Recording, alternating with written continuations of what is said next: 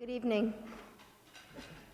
It's a real joy for me to be introducing Kennedy Odede and Jessica Posner, both because they are recipients of the David Rockefeller Bridging Leadership Award, and equally so in my case because they're very dear friends. When I first met Kennedy many years ago, it was clear right away that he was a truly remarkable individual. Later, I was to meet Jess, and I knew immediately what a special person she was too. It became very clear to me how together these two bridging leaders had formed an incredible bond from which they had been able to bring hope to thousands of people in Kenya, translating into education for girls and shining a light on the many multidimensional aspects of urban poverty the world over. In October 2014, I was honored to have Kennedy join our first global symposium on overcoming social isolation. He told us his story, parts of which you will hear in a few minutes, going from living on the street, disconnected from society, to leading with Jess a movement that is changing the lives of many thousands of people in Kenya and inspiring many thousands more around the world. Kennedy and Jess exemplify both as individuals and as partners three principles which I have come to understand as central to the building of social connectedness. The three R's of respect, recognition, and reciprocity. And I guess I would add one other, although it wouldn't start with R. It would start with an I. It would start with one idea. Having one idea, which Jess told me last night, really started in a freshman dorm room where Kennedy and Jess came up with the idea that became SHOFCO, and the power, I think, for all of us to take out of this, of have one idea, work at that, don't be overwhelmed by a huge vision, work at your one idea passionately, diligently, and watch it grow. Their work is about building connection holistically, using education to help girls and people in the broader communities to have better lives, connected to the rest of the world, coming from a place of empowerment and respect. Their organization, SHOFCO, began this model in Kibera, the largest slum in Africa, and they are now working in Mathare, Kenya's second largest slum. These are places of extreme poverty, violence, lack of opportunity, and deep gender inequality. Yet the girls of SHOFCO will become leaders for tomorrow. They're already leaders today. SHOFCO schoolgirls also serve as inspiration around the world, and the schools serve as hubs for services to the community. Last year, SHOFCO directly benefited almost 100,000 people. Yeah. I was hoping that would generate the applause it deserves. Kennedy and Jess's biographies are in the program, and you will be hearing from them in a few moments. But I would also like to highlight and recommend their inspiring new book, Find Me Unafraid, where they share their amazing story of love, challenge, and unwavering commitment to change and justice. So now, Peggy and I would like to present them with the David Rockefeller Bridging Leadership Award. Peggy, Jess, Kennedy, would you please join me now?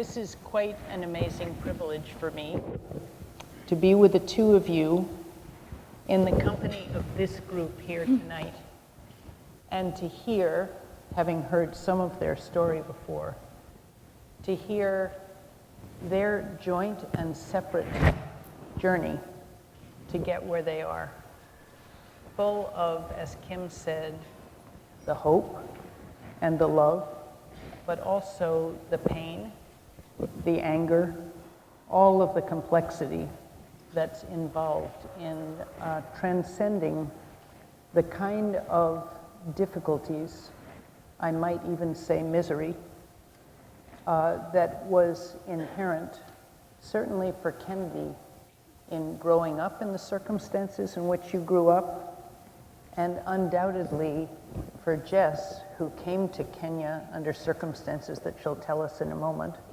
and encountering what she probably never imagined was there. So I want to introduce you to them by just asking some basic questions which will give you a sense of the reality and the journey that they've been on. So I'm going to start with you, Kennedy, and I'd like to ask you what, growing up mostly in Kibera, we know you started your first 2 years in a more rural area, but what were the kinds of experiences, what on earth led you to imagine starting SHOFCO, and how did you get there? And speak slowly. Thank you so much, Peggy, and we are very happy and honored for the award. So I never believed that life can change, you know. So I grew up in poverty, and poverty for me is isolation, is at the same time hopelessness, knowing that you can't dream. You look around, nothing really happened. And I was inspired by reading. So reading became, the figures that I used to read about became my mentors. I was lacking mentors. Having a stepdad, coming from a really tough situation, whereby at the age of 10, I was a homeless kid with no dream, with no hope. I saw my friend die. But I was inspired by Nelson Mandela, Martin Luther King Jr. When I read their story, I saw hope. So then, but I didn't know how to start. So I got a job in the factory. I was earning $1 for 10 hours, and one of my best friends was killed by the police. That was normal, but this young man was my close friend. And now, I don't know what to do. I bought a soccer ball, and a soccer ball as a way to engage my community. And I went back to the slum, and I said, guys, we have to change our life. And Peggy, this comes from my mom, something important. Poverty for me is not poverty that you think about. My mom used to make me put oil in my lips when we spent 2 days with no food. So what happened for that is that, and she used to tell us that, Kennedy, we are wealthy. In your heart, in your soul, that's wealth. I mean, so I told my community, guys, we are wealthy. This togetherness of community, we can change our own life. And that's how Shining of the Community was started. Amazing, amazing.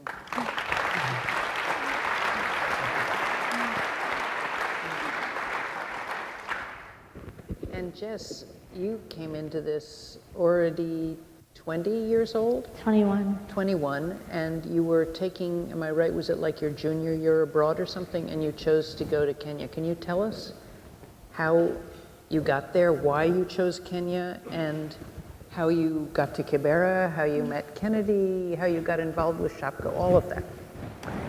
Well, I think that at 21, so I grew up probably in as different circumstances as possible. I grew up in Denver, Colorado, in a normal American middle-class family, and went to Wesleyan in Connecticut, and at 21 was really struck by this idea of how big the world was and how I had no vision of what it actually looked like.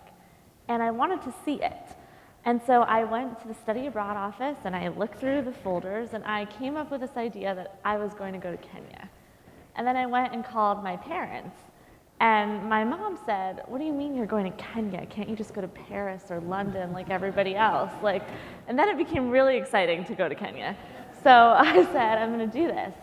And I think, Peggy, the world has a funny way of working and sort of opening you up and introducing you to the people and the things and the ideas that change your life. And so, incidentally, somebody I knew in Denver had met Kennedy. And Kennedy, at this point, was called the mayor of Kibera.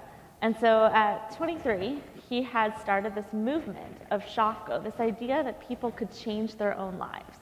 And I got connected to him by email. So I sent him an email and I said, "Hi, I'm a nice girl from Denver. Can I move in with your family in the middle of the slum?" And he wrote back and said, "You're out of your mind. Absolutely not." And I said, "Okay, but how come you live there? Like, we're human." And I think there's something amazing about being 21 and naive, because you realize that there's so much more that is similar than that is different. And so I ended up moving in with Kennedy and with his family and seeing the incredible transformation that he was at the center of and wanting to be part of it. And that was how our connection and our work together began. So I'm going to go off script here. Are you okay with that? Yes. We practiced a little, but we also agreed we'd be flexible. So at our table, Kailash, who I think you should stand up. Kailash is a Nobel Prize winner, the Nobel Peace Prize.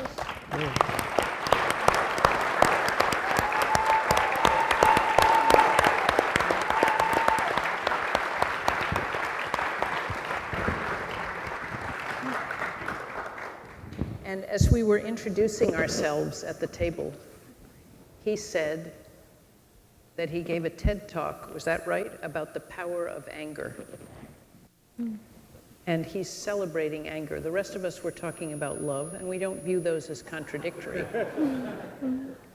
But I would really like to know from both of you the role of the power of anger in getting you to where you've gotten, as well as love.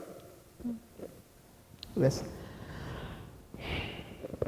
This is very interesting. So I think is that my life, I have to be very, very careful, because my life has been through anger. Why is my dad, I don't know my dad. Why are we poor? Why can my mom take me to school? Why am I on the street and other kids are in the house? So I became a very angry kid, and I didn't control it. And I turned into drugs, I turned into criminal activities until I saw the light. But there's something here that happened. When my friend was killed, another friend called Calvin hung himself in a 10 by 10 room, I was very angry. Angry at the government for our poverty, and angry at blaming people. But something happened. I turned that anger, and I said that we can change our own life. I am angry. We didn't start SHOFCO with proposal writing for donors. No. We were very angry in the slum, and we turned that anger into something positive. So, but there's something negative, which Jessica is helping me, Bob and Barry, I'm working on. So I'm a person who grew up in angry. So not all the time is a time to fight. She tells me that. Because, and when my dignity, I feel, goes down, I go crazy. So it's how do we turn that anger? I use it well, but it's something to work on sometimes. Thank you.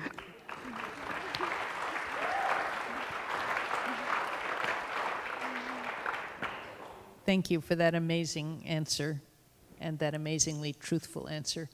And Jess, both as his wife and also having come into that circumstance yourself, I imagine that anger must have played a role for you too.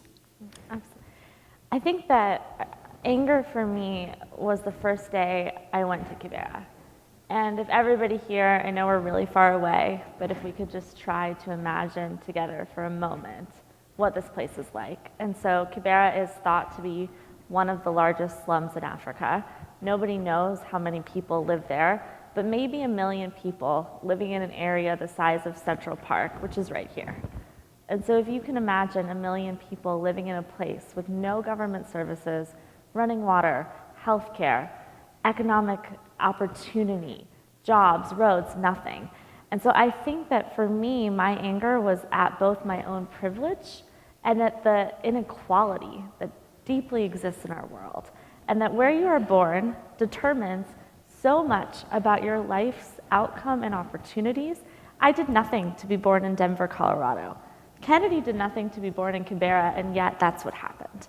And so I think that the anger and the motivation was thinking about the disenfranchisement and yet the wasted human potential. In Kibera, in Mathare, in the slums that we work in are the smartest, most innovative, most resilient people I've ever met. They are the next few. And I think for me, Peggy, it became personal. I looked at Kennedy and I saw this amazing window of opportunity that Kennedy won in some ways together. We won this lottery. He got a scholarship to go to Wesleyan through these uncanny, incredible circumstances, and yet it shouldn't be that hard. How many Kennedys are there in Kibera, in Mathare, who are never going to get that opportunity? And so realizing that that was what had to be behind in the motivation for our work. Thank you. My guess is that everybody is going to rush out and buy your book, and you should. It's an amazing read. I picked it up, and I could not put it down until I finished it. It's tremendously moving. But since many of you probably haven't yet read it, I'd love for both of you to tell us a bit about what is the program, how's it going, what are the challenges, and where are you going from here? Well, I think, as Kennedy said, it started with literally 20 cents and a soccer ball. And it's grown with this idea that people have the vision and should be empowered to change their own lives, and that they know the solutions that they need and that matter for their communities and their families and their futures. And so what our model does is we take schools for girls, and we put them in the center of holistic community empowerment programs focused on clean water, economic empowerment, healthcare, health centers, and programs that end gender-based violence and create equality. And so it started in Kibera, where Kennedy grew up. It started really small with just the School for Girls, and then we built a health clinic, and then we started becoming the largest provider of clean water, and then we started economic empowerment programs, and it grew and grew, really led by the community. And 2 years ago, we took the same model and expanded at the request and invitation of another community to Mathare. And I think that it's amazing to see this idea that urban poverty is not simple. It requires holistic, integrated solutions, and that I really think is what we're able to do. And we're growing our healthcare, we're building our clean water infrastructure. Last year, our economic empowerment programs saved themselves over $175,000. Our girls are testing #1 in our entire district. And so I think there's just amazing potential of where we are, and maybe Kennedy can talk a little bit about our future and where we're going. Yeah. So we're expanding and working with other local leaders and also sharing our work with other people. But for me, Peggy has been a big surprise, honestly. I never knew that we will be where we are. And I've just learned something, the beauty of giving. And it's not about being rich or poor. My mother is all of my backbone. When I'm down, I call her. She's a very powerful woman who introduced me to feminism, which I didn't know by then, in the slum. But what happened is that we can all do something positive in other people's life. And honestly, it pays back. There is joy. It pays back.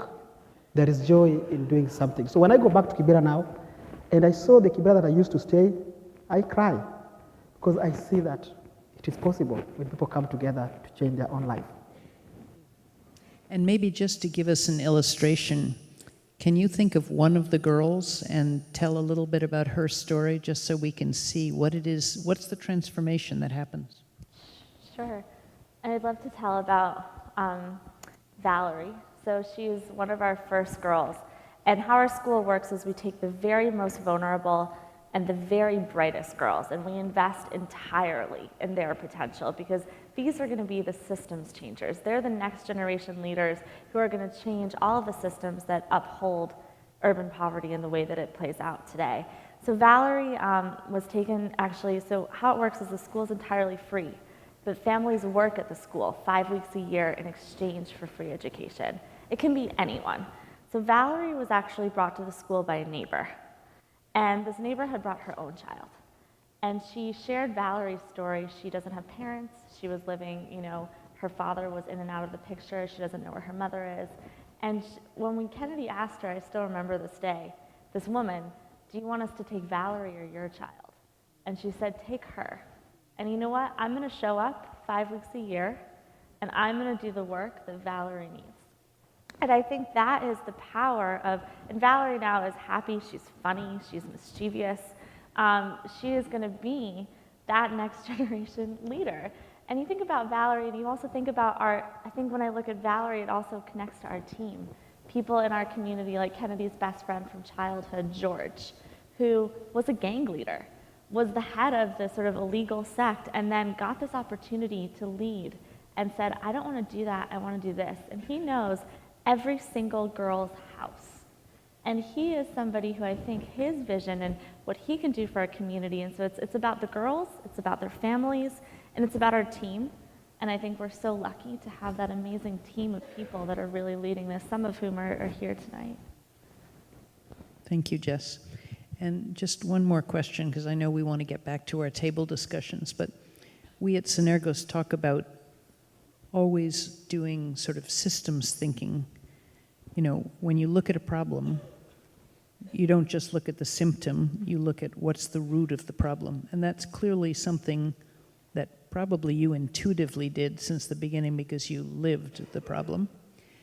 But I'm wondering how you're translating your thinking about, first of all, having decided that empowering girls was a core issue and providing education and an opportunity to learn.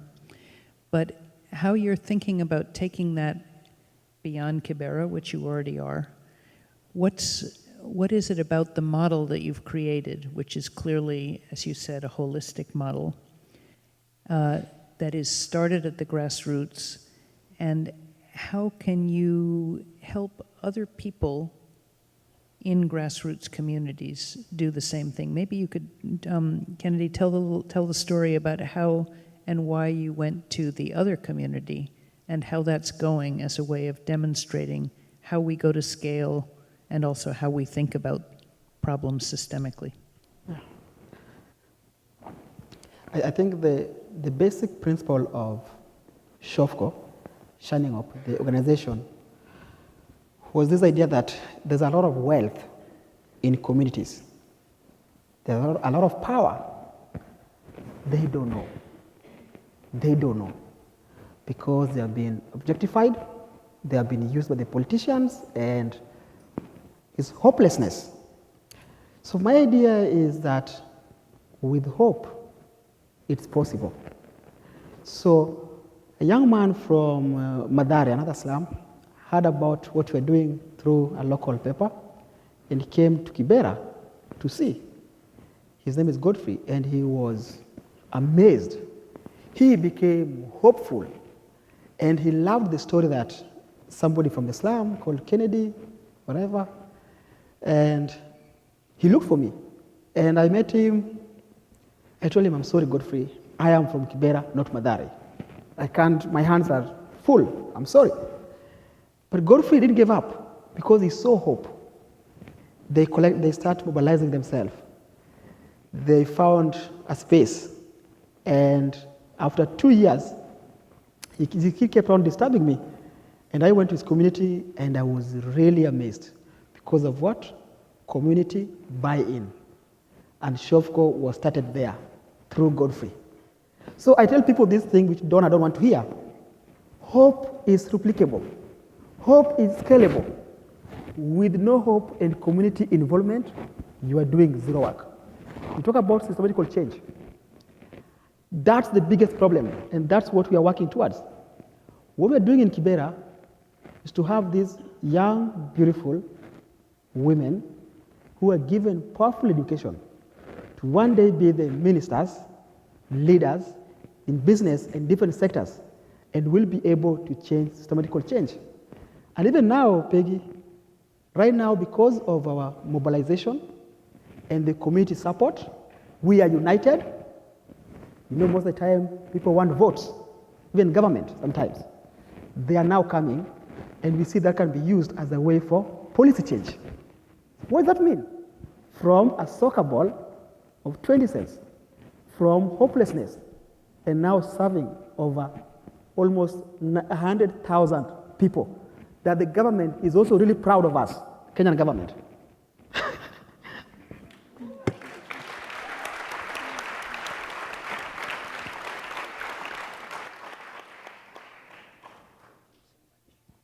I really appreciate your coming. We're honored to give you this award, and I'm sure that we've all learned a lot, and you'll learn even more if you read their book.